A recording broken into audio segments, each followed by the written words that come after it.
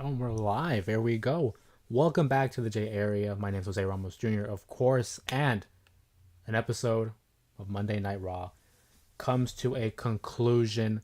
Obviously, if you've been keeping up, we know that Monday Night Raw this week was pre-taped based off of last week's results. So not a lot of big substance that I think happened on this episode of Monday Night Raw, but nonetheless, we still had a lot of great updates in regards to the War Games matchup. Like I said, welcome to the post-show reaction for Monday Night Raw.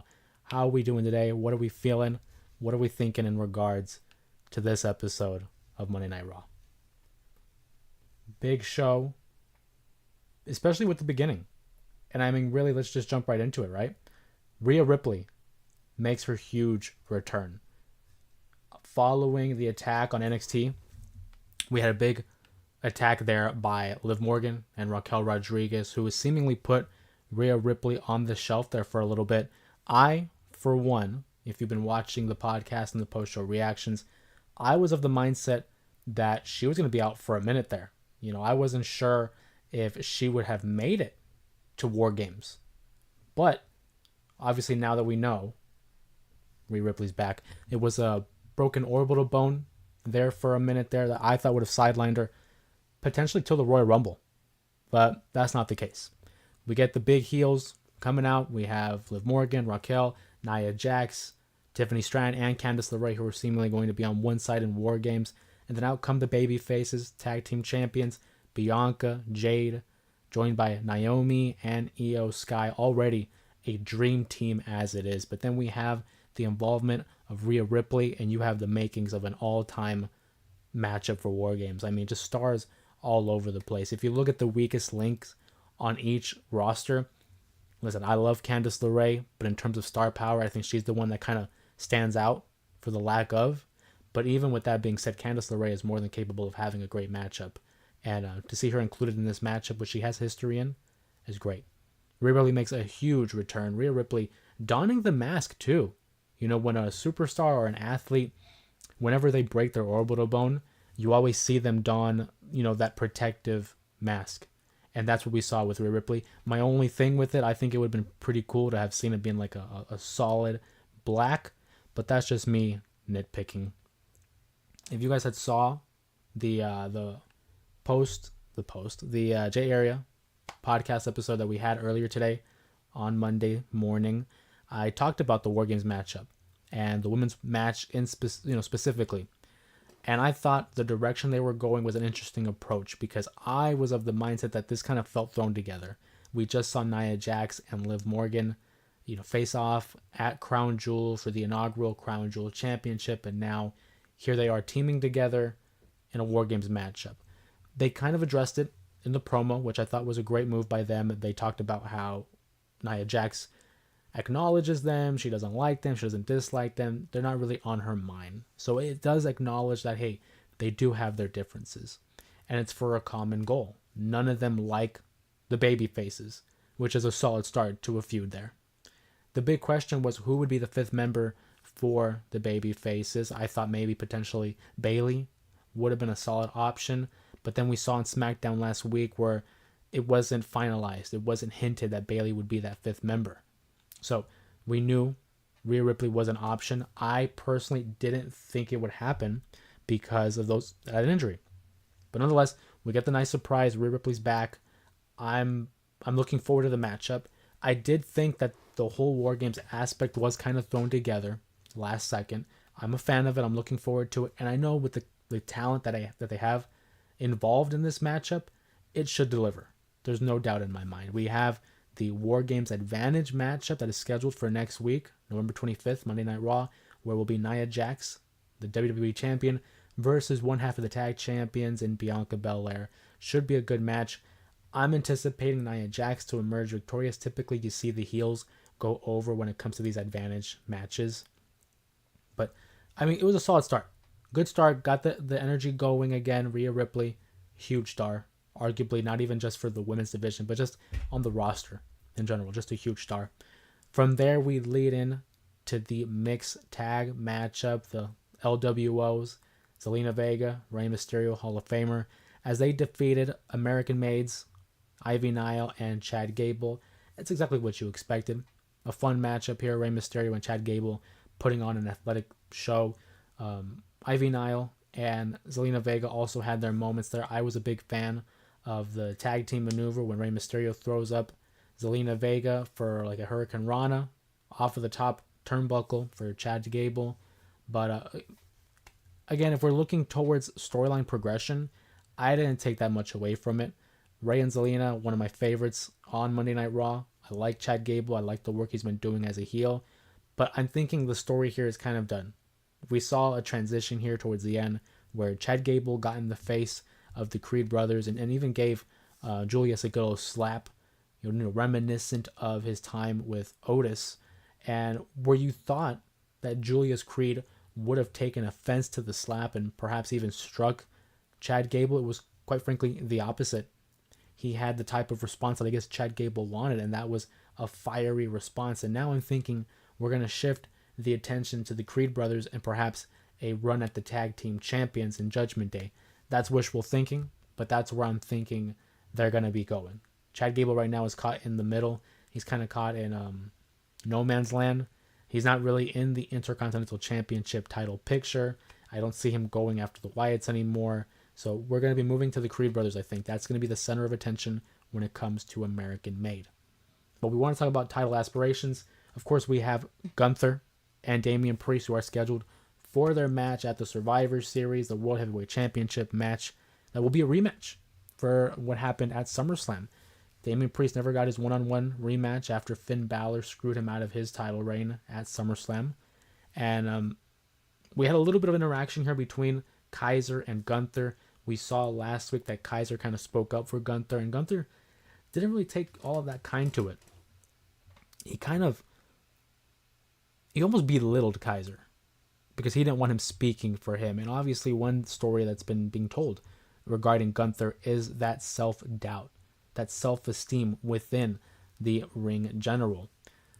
He talks to Kaiser and he says he wants him to be his own man. He needs to make an impact. He needs to do something on his own. Later in the show, of course, he would interfere in a matchup. We will get to that. But then Damian Priest is off doing, signing autographs, and Gunther catches this and he jumps.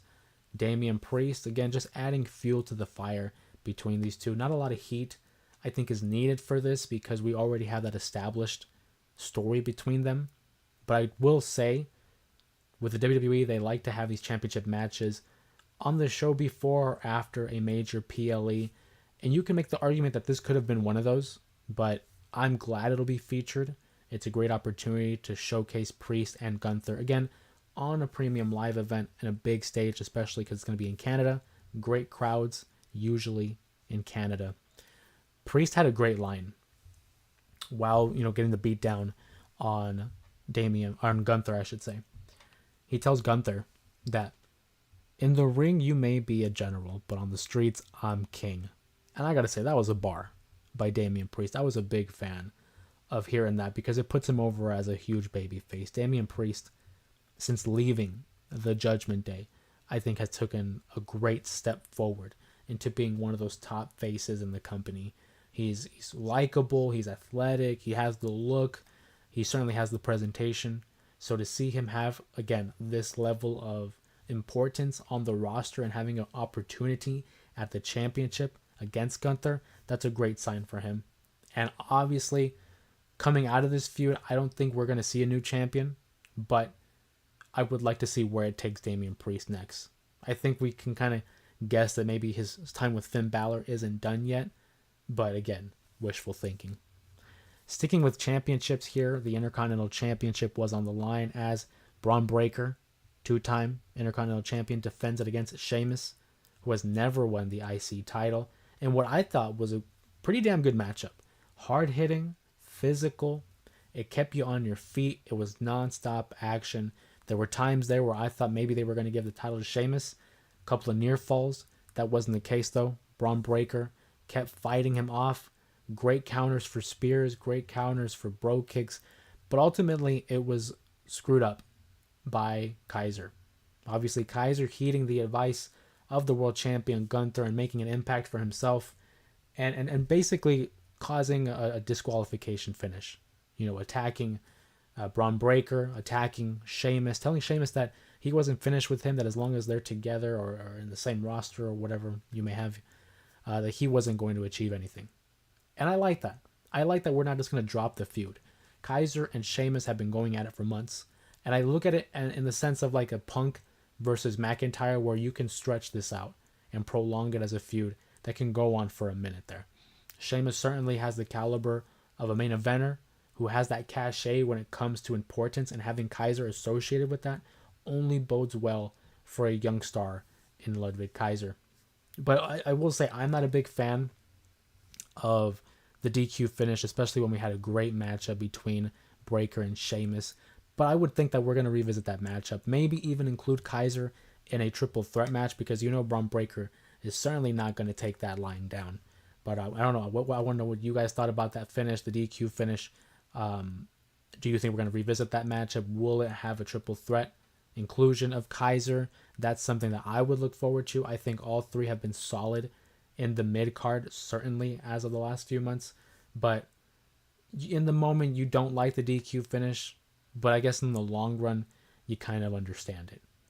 Again, sticking with the championships here, the Judgment Day, Finn Balor and Dominic Mysterio still at each other's ends here, having a little bit of tension. And we know it's going to lead to an eventual breakup. The fact is, how are we going to do this? Because he encourages Dom and Carlito to face off against the War Raiders, who I mistakenly referred to as the Viking Raiders in another video. But I'm still getting used to that name change, thankfully. They're back to the War Raiders. Obviously, they go over. It's a good way to put over the War Raiders as a credible threat to Finn and JD. And based off of the post-match beatdown that they suffered from the Judgment Day, this would lead me to believe that we're going to be seeing new tag team champions. Dominic and Finn aren't on the same page.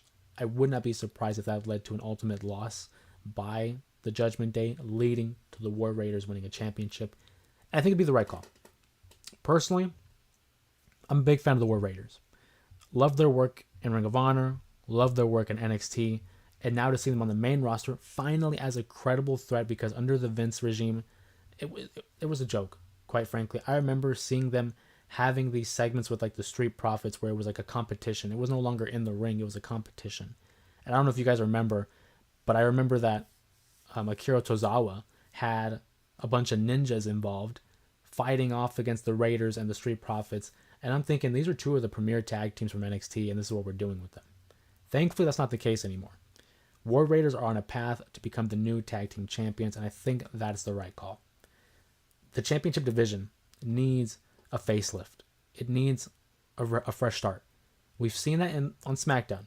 The Motor City Machine Guns, I think, are the perfect tag team to give that new, fresh coat of paint to the tag team division. And I love tag team wrestling.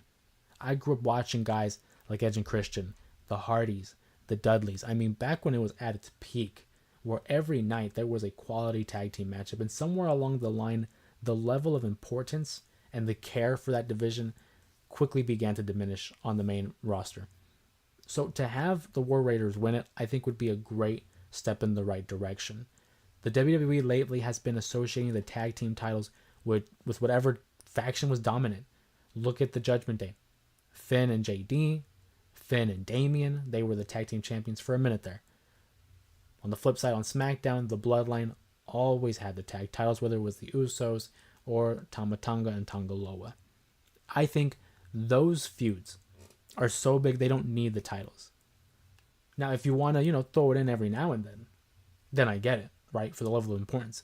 But for them to hold it for so long, like the Judgment Day, and not have quality defenses, you kind of forget they're the champions. Yeah, I know they're, presented on TV on a consistent basis, but it's like, it needs more importance, because the Judgment Day forever had been feuding with like Rhea and Damian. You can't defend the tag titles against them, obviously, because it'd be a mixed tag deal. Of course, if anybody can win the a men's title, it's probably Rhea, dominant as hell. But the War Raiders should win, and then you have people on the roster like the LWO, American Made. You also have the Alpha Academy, just to name a few. Those are some things I would like to explore. Judgment Day has run its course, and ever since the breakup of that original iteration with Damian and Rhea, they've kind of taken a back seat. They've kind of taken a little bit of gas out of the tank there. There's not as much heat with the Judgment Day. Are they still entertaining? Yeah, absolutely. I look forward to whenever I see them on the screen. But they don't seem as dominant. They don't seem, quite frankly, as threatening as they were before, because he took out Rhea and Damian. Damian, who's this hulking figure, real tall, deep voice. And then Rhea's Rhea. She steps into a room and it's like all eyes on Ripley. You take away those two, and who else is a big threat? Obviously Finn, credible, 2-time NXT champion, Intercontinental champion, US champion, tag team champion. JD, if it wasn't for Finn, I don't think we would take serious. Carlito's a great comedy act, but again, substance. Dominic's a solid heel, but there's still progress that should be made with Dominic. I think it's there. It's certainly there. I would not be surprised if somewhere down the line, world champion. Maybe that's crazy now. But I could see Dominic being a world champion. And then Liv Morgan, of course, is the world champion for the women's division. That's fine. Raquel Rodriguez, ever since her return, was kind of shaky, had bad blood. I'm not convinced. But that's just me. Speaking of factions and groups, the Wyatt Six had a little segment there where we talked about the whole Miz abduction. And I gotta say, during that promo by Bo Dallas / Uncle Howdy, man, he looked like Bray. It was haunting. It was very eerie. The way he had his hair, the beard. You would have had me fooled in thinking that was Bray Wyatt. And to see them side by side, maybe I'm tripping, but I thought there were some times during that segment where there was flashes of Bray, over the image of Bo. And maybe I'm just seeing things, but that's what I thought. But it's something I'm looking forward to, whether it's the Final Testament versus the whole Wyatt Six, or if it's just, a one-on-one between Cross or Miz versus Bo Dallas / Uncle Howdy, depending if he has the mask or not. Certainly something that I would love to see. Talk about next week's Monday Night Raw, because it is November 25th. It will be emanating from Arizona, the home state of yours truly. So I'll be watching that. I'm hoping for some kind of appearance by the Wyatt Six, just because I'm mesmerized by the entrance and I love the theme song of Shatter. So that would be quite the experience. And speaking as someone who had watched The Undertaker live, I was fortunate enough to see him not once but twice. There's something about those supernatural entrances that really stand out. You have the dark light, the lighting, the lightning, the music, the ominous music, and then just the overall presence of someone like The Undertaker or the Wyatt Six in this instance is something to behold. And speaking of beholding, look at the main event, right? Big Bronson Reed, Seth freaking Rollins, 1-on-1. Match number 2. Rematch from Crown Jewel. Obviously, we know Seth Rollins got the big W there in Saudi Arabia. And we knew there would be some kind of chicanery. We knew there was going to be some kind of shenanigans. Because early on, we saw the bloodline, Solo Sikoa's bloodline, make an appearance.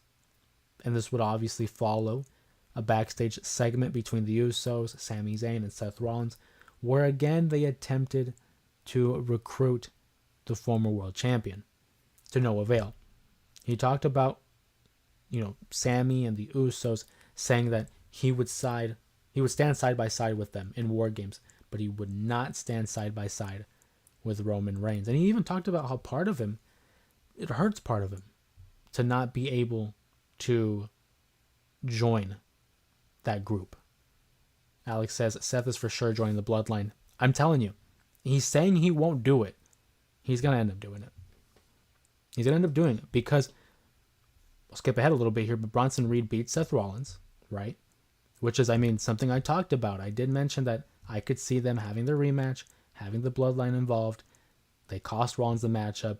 So Seth is not finished with Bronson Reed, not by a long shot. He needs to get his pound of flesh. And that's one big pound of flesh if you're looking at Bronson Reed. He needs to beat him one more time. And he even talked about getting his hands on him inside a cage. But then Solo Sikoa And the Bloodline are out here meddling in my business. If I'm Seth Rollins and you're in my business, that might be enough to get him there. He talked about Jimmy, Jay, and Sammy, that he's cool with them, that he would side with them. It's Roman. Would Seth Rollins appear on SmackDown? Maybe. If I was a betting man, I would put bet on it, because I am a betting man. I think he appears. Now, does he side with them?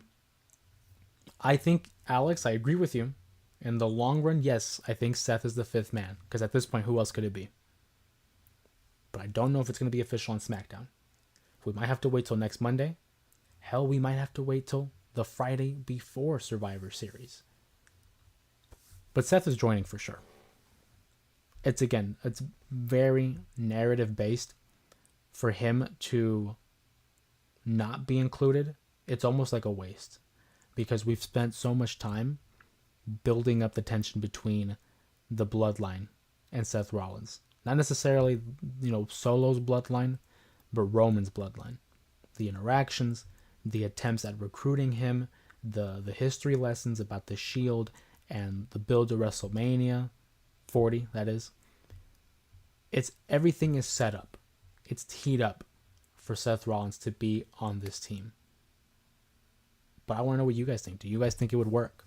Because if you ask me, if Seth Rollins joins that team, I don't think they win.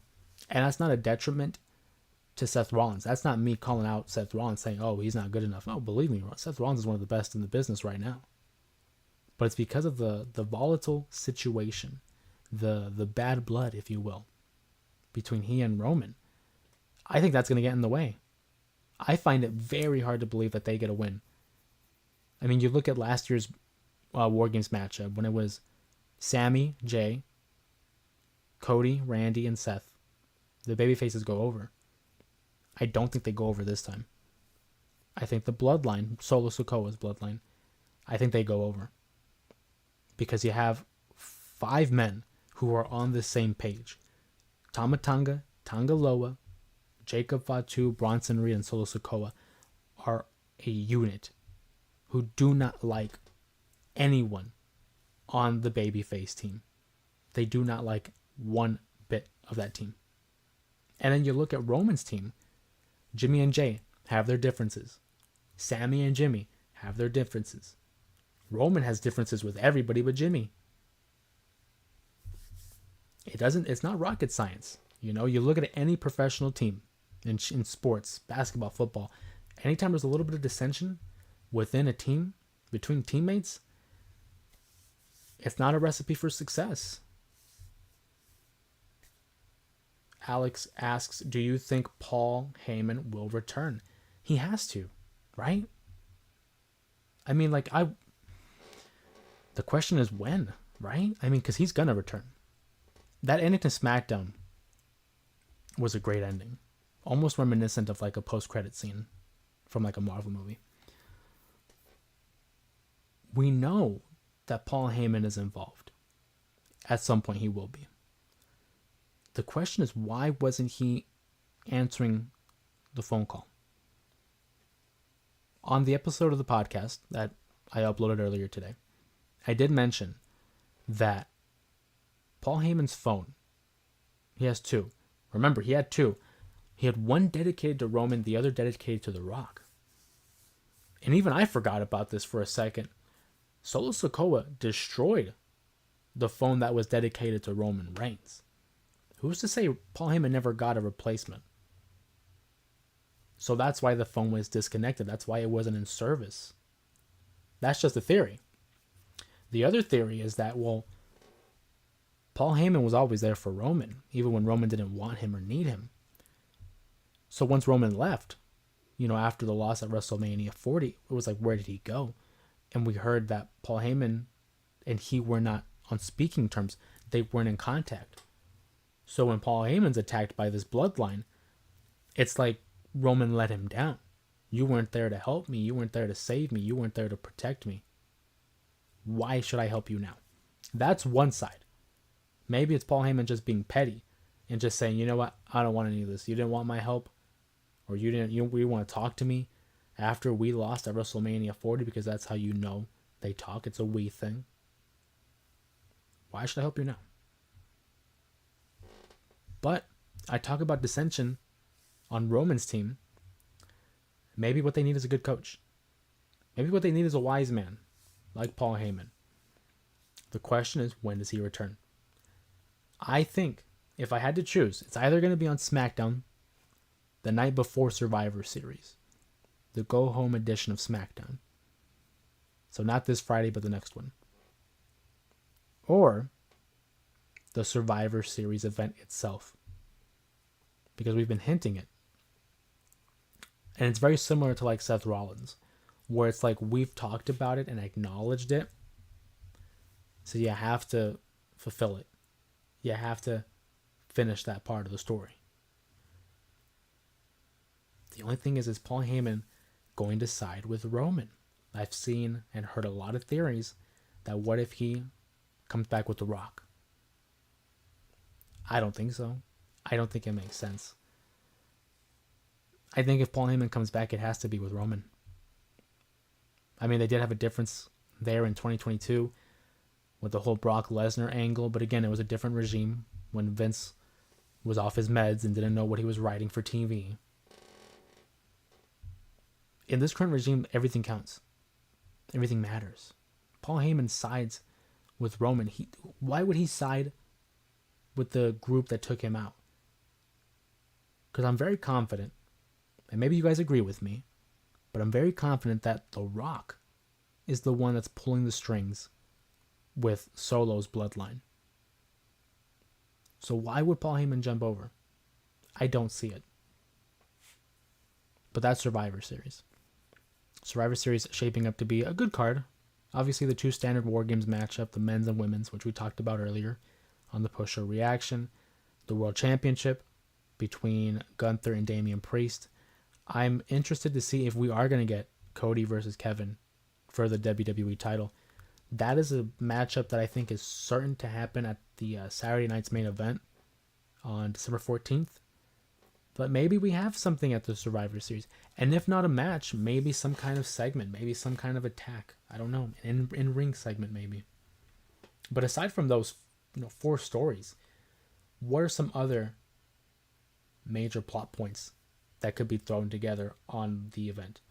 The women's titles are out of the question, all of them, the tag titles and both singles, because they will be involved in War Games. The US title, maybe between Nakamura and LA Knight. The IC title, maybe a triple threat match. I don't think we go for a straight rematch so soon, especially with Kaiser's involvement. Those are just some. Motor City Machine Guns get a match? I would love to see it, but don't know. Those are just the 3 that they currently have. But overall, when it comes to this edition of Monday Night Raw, for it being a pre-recorded episode, some solid stuff. Like I said, Rhea Ripley returns. Great to see Rhea Ripley, who I think is one of the major stars in the whole company, not just the women's division. Good action from the mixed tag match. The Intercontinental Championship match was solid. Reed and Rollins, entertaining. The War Raiders, great showing with Eric and Ivar. Great to see them back together now that Eric is back from his injury. But yeah, solid episode of Raw. Solid episode. I want to hear from you guys on your thoughts on Raw, on your thoughts on the build of the Survivor Series, any questions about the War Games, or just any questions about wrestling in general. I know we have Full Gear this upcoming Saturday for AEW. It's next major pay-per-view event where we'll have the main event between Orange Cassidy and Jon Moxley. But I mean, hey, like I said, it's up to you guys. I always leave it open for the chat to discuss whatever they'd like to talk about. San Fran 5 says, just got back from making Doink the Clown humbled. A little Iron Sheik joke there. I'll take a quick. Doink the Clown, man. I remember Doink the Clown when he debuted as a heel. And I thought that had so much potential. because no one likes clowns. If you like clowns, I mean, you got an acquired taste, I guess. But seeing, I hate clowns. Yeah, I don't like clowns either. The Doink the Clown gimmick itself was silly, but I really like that early iteration of the character where he was a heel, and he came out to the ring and had like this, almost like a villainous, demonic look. I mean, he was like a very scary look, and the music that they had for Doink, I believe it was Matt Bourne that portrayed him. It just wasn't. It just wasn't good, man. And when I mean not good, I don't mean trash. It's just like it was scary. Honestly, it was very intimidating, that early Doink. But then they changed him into, the silly Doink that we all know. Rhea with the mask is the best. I agree. I don't want to be nitpicky, but it's like, if it was a solid black mask, that would have been cool to match like the whole gear and the aesthetic. But with the clear look, you got a better look at her cheekbone, and there was kind of like a bruising to it, so they're selling that. I mean, not even selling it. She broke her orbital bone. It was legit, but it's a good look. Whenever athletes have like that mask, it's an iconic look, and to see them with it is always just, it's cool. I'm a fan of it. But yeah, Rhea Ripley returns with the mask. I wonder how long she'll have to wear it. I was thinking the Royal Rumble is when we see her return, but not the case. She's back early, in time for the War Games. I wouldn't be surprised if she's back for the War Games matchup and then take some time off. Whether they write her off or not, I don't see her competing as often, especially because there's no premium live event between now and the Royal Rumble. We still have the Saturday night's main event, but I could see them not having her participate that just because it's been very heavy with her. I'm excited to see her next week too. Her along with, I mean, just so many people, between her, Seth Rollins, Jay, Sammy. I don't think we're going to get Drew. I would have loved to see Drew McIntyre, but I don't think he's going to be there. I mean, it just wouldn't make sense narrative-wise. He'll probably show up closer to the Rumble. Who would win, Brooklyn Brawler or the Goon? That is a deep cut. Like, that's... Brooklyn Brawler was very famous for being an enhancement talent. He was a jobber, to put it in, simple terms. His job was to put over other talent. But the Goon, who was a hockey character, which, funny enough, maybe you guys don't know. I don't know. The rumor is that Chris Jericho was supposed to be the Goon early in his career, but he obviously didn't go for it. So they had someone else portray the Goon, again, a hockey character. So it's interesting to see where his career would have went, because instead of there, I think he went to ECW and then obviously WCW. But to answer your question, I don't think it's a matter of who wins and who's losing. And I think we lose if we see that match. We lose precious time in our lives that we can't get back, and we lose a bit of ourselves sanity-wise if we were ever to see the Brooklyn Brawler versus the Goon. I would pay money not to see it, truthfully. You'd have pay-per-view matches and you have to pay to see the match. I'd pay not to see it. I would want it to end with like a run-in from someone. You can have New Jack run in just to stop that match. But I mean, if I had to answer your question, probably the Brooklyn Brawler by disqualification, because the Goon hits him over the head with the hockey stick. But I would hope it was like in the first 15 seconds of the match. That way we don't have to watch it and not be subjected to it, because I would not want to watch it. I like those hypotheticals though, especially with like entertaining characters like that. I don't even know why I said that. I don't know why I said entertaining. Brooklyn Brawler and the Goon are two characters that I'm surprised I remember those two. Steve Lombardi played the Brooklyn Brawler. Also with Abe Knuckleball Schwartz and Kim Chi. Funny enough. But I mean, 2 out of 3 of those had masks or face paint of some sort. Win or lose, Steve Blackman always wins. Steve Blackman, the Lethal Weapon, had one of the best. I'm going to throw up the chat here. Had one of the best theme songs. Certainly one of the best gimmicks. Here, let me get back in here.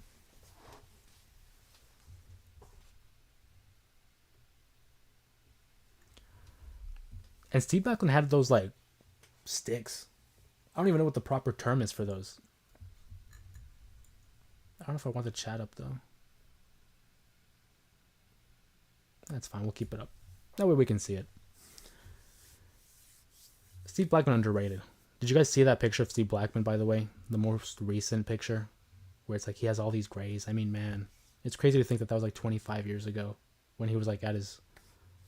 I guess his peak. Was he ever at his peak? I think the only thing he ever won was the hardcore title. I don't think he won any other championship.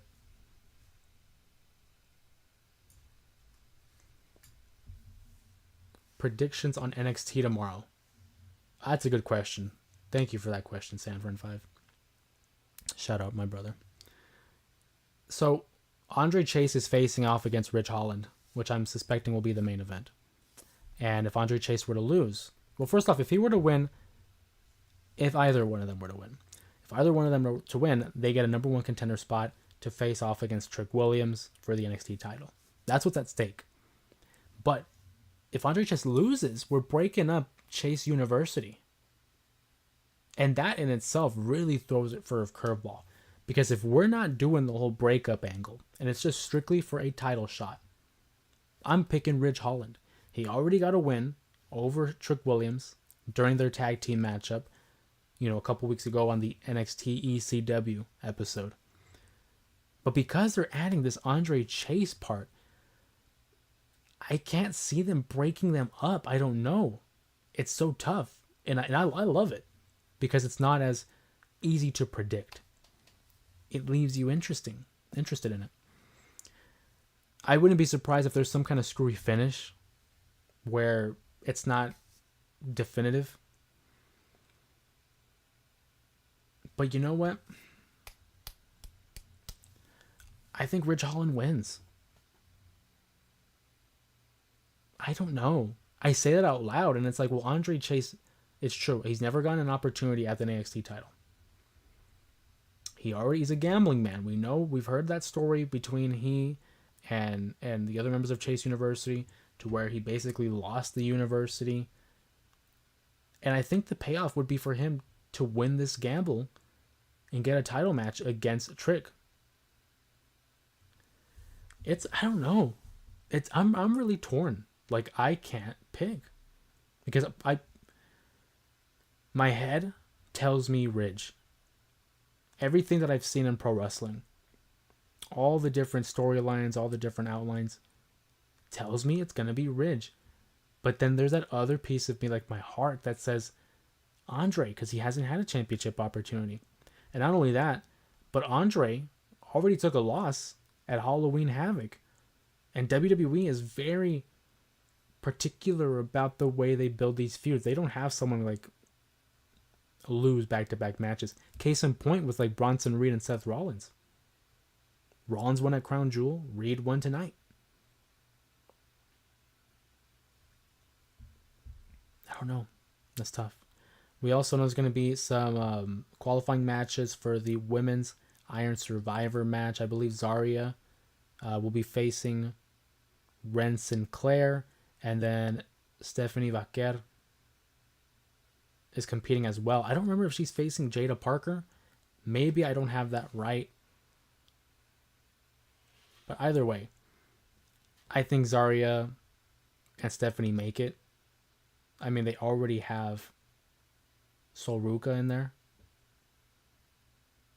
But that women's division is just stacked. Like, it's been so long since I've seen a women's division like that.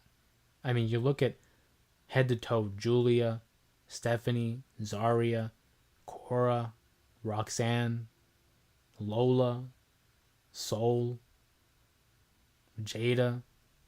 Like, there's like so many names. Metaphors, Lash Legend, and Miss Jackson. Like, they have an embarrassment of riches when it comes to that division. It gets to the point where it's like the main selling point of the show. They open it, they main event it. The men's division certainly needs some improvement because those guys are lacking. We haven't seen Obafemi since he lost at Halloween Havoc. I'm thinking he's already going to jump over to the main event scene on NXT. Some people were saying the main roster. I was like, no, God, don't have him on the main roster just yet. There's still so much to achieve on NXT, and he's still so young, and we still haven't seen him have a run at that title, that being the NXT title. Can you imagine Obafemi as the NXT champion? He would hold that title for a year, dominating the main event scene. I don't think they should rush him to the main roster, because there's one thing I hate is when they call up talent from NXT and don't have a long-term plan for them. And so they're left like floundering. And then you release guys. Like they called up, for example, Baron Corbin was on NXT for a bit there. Released. Tegan Nox, released. Indy Hartwell, released. Indy Hartwell was like the only one that got a shot because she was associated with Candice LeRae and The Way. But when they call guys up and girls and they don't have a direction for them, it's like, why even call them up? You miss Joe Hendry. I miss Joe Hendry too. But he's on TNA for now because I think it's well documented that he's gonna hop over to NXT. He got so over in front of the NXT audience that you would confuse him for an NXT star. But he's on TNA, currently tangled up with the System and Nick Nemeth. Obviously, he had that matchup against Nick Nemeth at Bound for Glory for the TNA World Title, which I thought he was going to go over, but they didn't give him the championship. You would think with a talent like Joe Hendry, who's as over as he is, who's clearly resonated with fans and has gotten over mainstream appeal with the whole trend of the Joe Hendry theme song, which is super catchy. You would think they would put the title on him, but they didn't. And that tells me two things. One, they really like Nick Nemeth, which I don't blame you. Nick Nemeth's time as Dolph Ziggler, underrated. Just one of the best to do it in this generation. His selling ability alone is fantastic. That's one thing. The second thing tells me he's on his way out. Why would you put your championship on someone who's on their way out? Which is why I think that's why they didn't put the title on him. That's just my theory. TNA has had a good year so far, though. So good for them. I recently watched a almost 2-hour video by Cultaholic on the history of TNA. I highly recommend it. Kevin asked, have you seen Zilla? Zilla Fatu is a beast. Zilla Fatu, man. Watch out for him. I'm not going to pretend, right? There's some people out there that are going to claim like they're the biggest fans. I've only seen a handful of Zilla Fatu stuff because I don't have access to a lot of it. I believe he's appeared on Booker T's Reality of Wrestling. What he's capable of doing, in the WWE, sky's the limit. Like, he is his father's son. Umaga, of course, the late Umaga. And the potential that he brings, that family, man. Like, the amount of talent and the amount of names that they have awaiting the WWE. You look at Lance Noye, you look at Zilla Fatu. I know Hikuleo's not technically a part of the family. He's with the Tongans, but still, by association with Haku. And then you just look at the long list of names that have already wrestled in the WWE. Guys like The Rock, Yokozuna, Rikishi, Umaga, the Tonga Kid, the Wild Samoans. It's ridiculous. Rosie, also known as not Jamal. No, he was Rosie. What's your favorite championship belt, and who's your favorite holder for that belt? That's a fantastic question. My favorite championship belt. I think I'm gonna have to go with the WWE Championship, specifically the Winged Eagle that sits behind me here. I think for the WWE title, that is the best look. I love that championship title. Like that is, for me, that's what a title should look like. My favorite holder of that championship, everyone knows I'm a big fan of Shawn Michaels. He's my favorite wrestler of all time, and he held that title 3 times. But I don't think of him when I see it. And plus I think it's biased. So I'm going to go Brett. That championship is my favorite title. And I think the guy that represented that title the best and who I think of first is Bret Hart when it comes to that championship. That's my favorite title. What's yours? I'm curious to hear what's your answer for your own question there, Kevin. Close second, probably the Attitude Era, the Big Blue, the one that's most associated with Stone Cold. That one's a nice title too. I'm partial to like the Undisputed Championship from like the early 2000s where guys like Brock and Kurt, Eddie, they held those titles. That one's probably pure nostalgia because I grew up with it. That one's a really good title. And if I had to say not for world titles, the Intercontinental Championship, specifically the like the 2000s, it was like from 98 to 2011 where it was like Jericho, I think is the one I would think of. Mine would be the WWE Spinner with Alberto Del Rio. Stop trolling. Stop trolling, dude.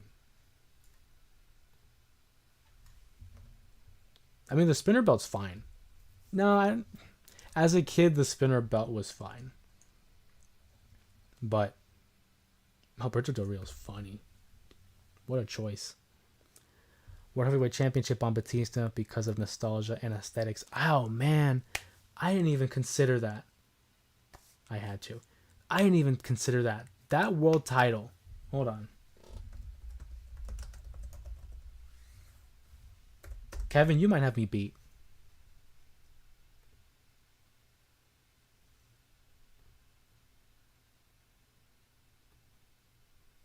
That world title's amazing. I want to see if I can pop this up real quick.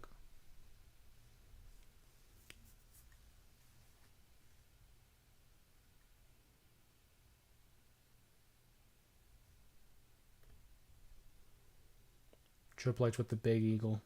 That's a good one too.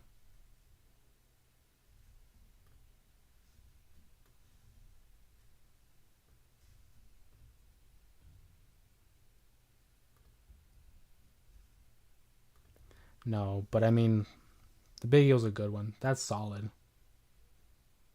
Like, how could I not pick that one? I'm actually upset now that I didn't choose that. That's a good pick. Solid pick there. I mean, look at it. It's on my face, but look at that. Tell me that's not a thing of beauty. The Winged Eagle's great. I love the Winged Eagle so much. But that's a title. That's a world title. You said Batista? I mean, yeah. I think of like Flair from like the 80s and 90s in WCW. But Batista first of all is underrated too. Like that man was all kinds of hype. That entrance with the pyro? The theme music? Come on now. Now that's a title.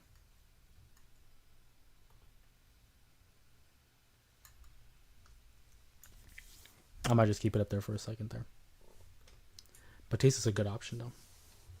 I loved his feud with The Undertaker in 2007. That's solid. Any WWE belt with Undertaker is goated. I mean, well, he held what? 1, 2, 3. 3 versions of the WWE title. Obviously, the world title. But Taker's another one of those guys where he didn't really need the championship. He was like his own thing. Like, yeah, I think he earned the right to be champion. But he was so big, he became his own attraction, like at WrestleMania. There was your main events, And then it was like who was going to fight for the world title and who's going to fight The Undertaker. But yeah, no, love it. We're slowly going to start closing shop here.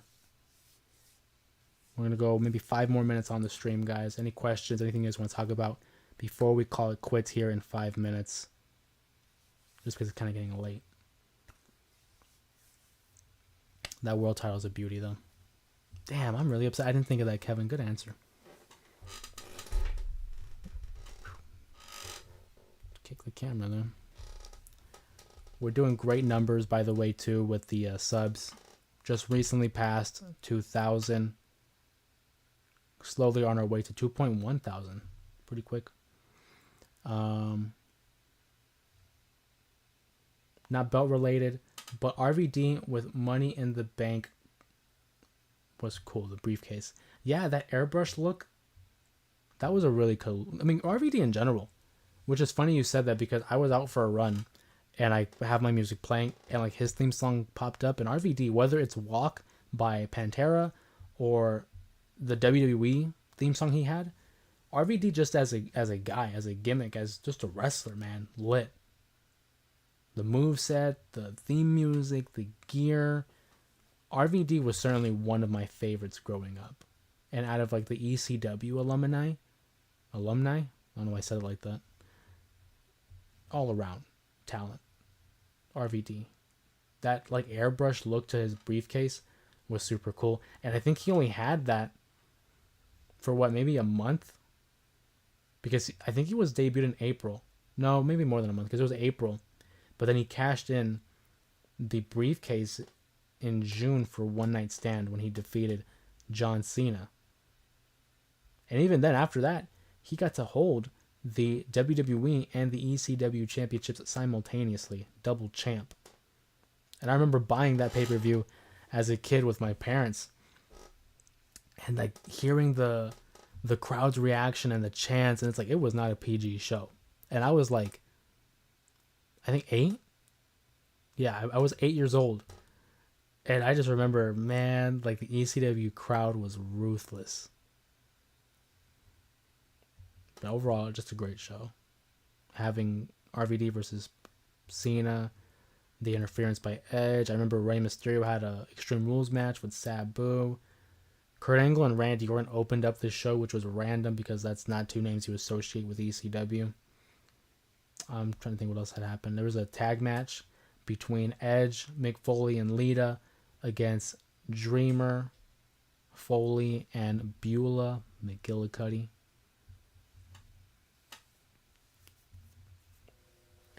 Couple minutes left here on the stream.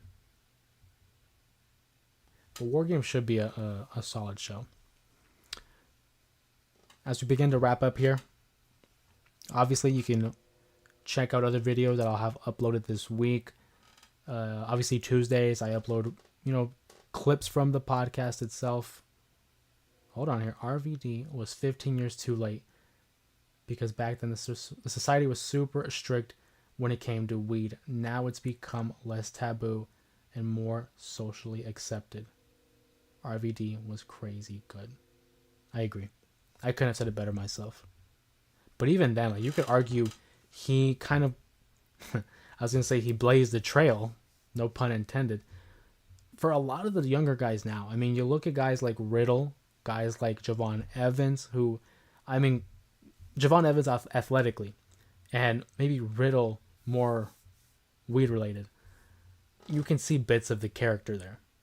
So I think I certainly agree that he was just a little bit too early, but he was early enough to where it was innovative. And who's to say that ECW wasn't the way it was without him? Who's to say that the high-flying aspect of RVD hasn't influenced another generation? Crazy good, though. One of the all-time greats. I was talking about Tuesdays we upload clips from the podcast, so we'll be having one tomorrow. Wednesday, I'll probably have an NXT reaction the morning after, just because I can't guarantee that I'll have a live out for NXT. I would love to, but again, supply and demand, you guys are really more receptive towards Raw and SmackDown, so we'll continue doing that. Thursday, I plan on having a prediction video for Full Gear Friday.